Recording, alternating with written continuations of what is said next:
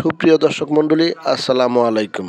স্বাধীন বাংলা নিউজ 24 চ্যানেলের পক্ষ থেকে এখন শুনবেন আন্তর্জাতিক সংবাদ। তেল আবিবকে একের পর এক উচিত শিক্ষা দিয়ে যাচ্ছে হিজবুল্লাহ।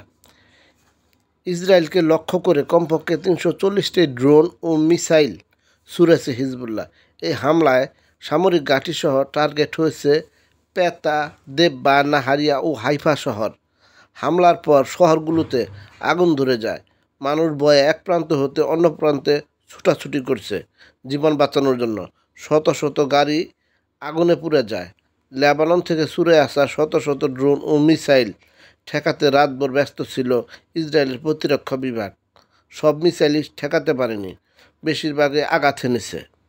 এই হামলায় পেত্তা ও হাইফা শহরকে মূল টার্গেট করে হিজবুল্লাহ গোষ্ঠী। হামলার সাথে সাথে সতর্কতামূলক সাইরেন বেজে ওঠে। বাসিন্দারা বাংকার বা নিরাপদ স্থানে আশ্রয় নেয়, ফলে হতাহতের পরিমাণ কমে যায়। তবে কী পরিমাণ ক্ষতি হয়েছে তা ইসরায়েলের পক্ষ থেকে এখনও জানানো হয়নি।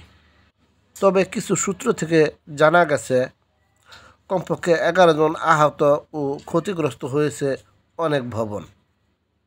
হিজবুল্লাহ ও তেল আবিবের মধ্যে যুদ্ধ বন্ধের চেষ্টা চালাচ্ছে যুক্তরাষ্ট্র। গত সপ্তাহে দুই পক্ষের সাথে আলোচনা করেও কোনো সুষ্ঠু সমাধান করতে পারেনি আমেরিকার প্রতিনিধি দল। হিজবুল্লাহ বলেছে, দেশের একজন সৈন্য বেঁচে থাকাকালীন হিজবুল্লাহ ইসরায়েলের সাথে কোনো শান্তি চুক্তিতে যাবে না, যতক্ষণ পর্যন্ত ফিলিস্তিনিকে স্বাধীন রাষ্ট্র হিসেবে স্বীকৃতি দেওয়া না হয়।